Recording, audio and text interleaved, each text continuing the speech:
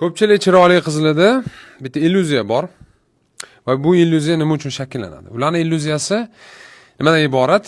Ular o'zini boridan ortiq ko'radi. Va bu illyuziya shakllanishi tabiiy. Agar sizni hamma maqtaversa, masalan, Instagramda deylik, bitta rasm qo'ysangiz, tagiga yurichalarni qo'yaversa, izohlarda sizni yaxshi ko'raman deyaversa, lichkangizga yozaversa, tabiiyki shu illyuziyaga aldanasiz. Tabiiyki sizni hayolingizda shunaqa narsa paydo bo'ladiki, ha demak men individualman, qanaqadir men boshqalardan boshqachaman va mendakasini top bo'lmaydi. Lekin bu illyuziya. Va bu illyuziya ko'pchilik erkakni hayotini qiyinlashtiradi. Va erkaklarni ham aybi bor bo'tdi. Odatda erkaklar shuni tushunmaydi.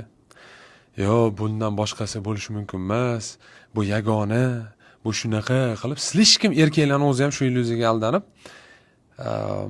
qiymatni oshirib yuborishadi. Bitta narsani tushunishimiz kerak. Malibu'ni yoki Nexia'ni ming maqtaganimiz bilan Mercedes emas. Mercedes, Malibu. Nexia Malibu'dan yaxshimi? Kimga nima yoqishiga qarab. Malibu Nexia'dan yaxshimi? Bu ham kimga nimaga yoqishiga qarab. Lekin ko'rsatkichlari, ya'ni obyektiv ko'rsatkichlari hech qanaqasiga o'zgarmaydi.